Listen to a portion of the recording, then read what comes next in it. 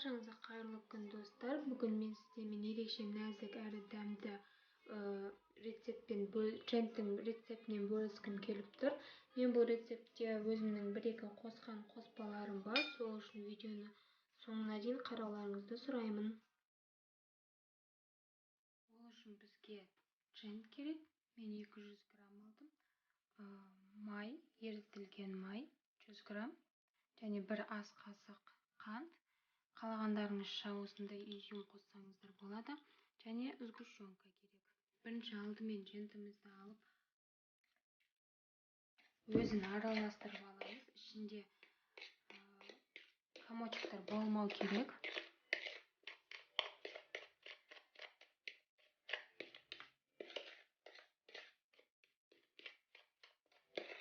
Және майымызды құйып, жақсылап тұрып араластырып аламыз.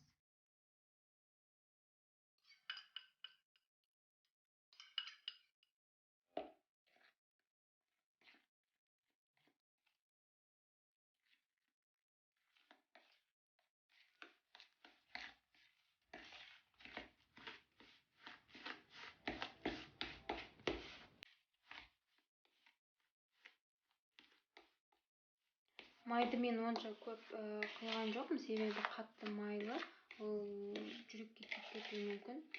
Сол үшін 100 грамм май жетеді.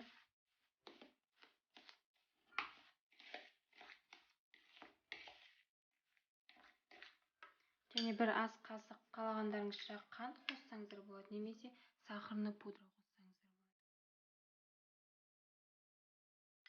Қантты онша көп қоспаймыз, себебі сгущенка қосқан кезде сгущенканың өзінің тәттісі болады.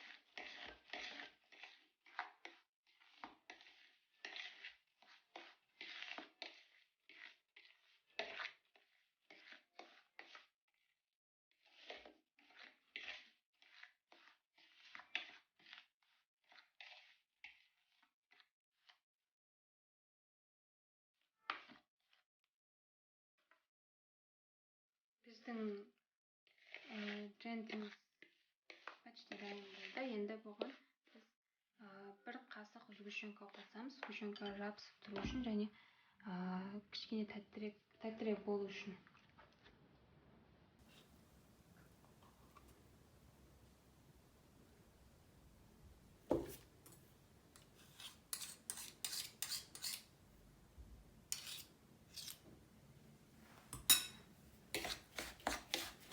Жақсылап араластырып аламыз. Бірінші шанышқымен немесе қасықпен араластыруға болады.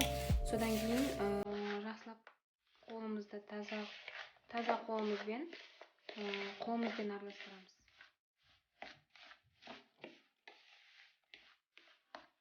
Міне біздің жентіміз дайын болды.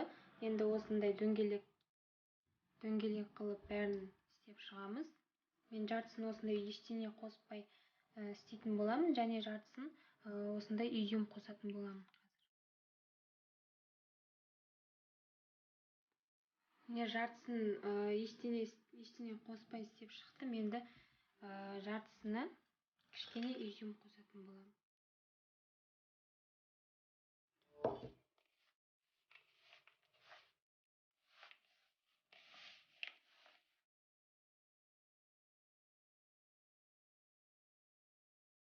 Мінекей достар, біздің жентіміз дайын болды. Өте керемет әрі дәмді болып шыққан. Сіздерге де осы рецептпен дайындауға кеңес беремін. Өзінің формасын жақсы ұстаған, әрі нәзік, әдемі болып шықты. Дайындап көріңіздер, сіздермен болған күн наз.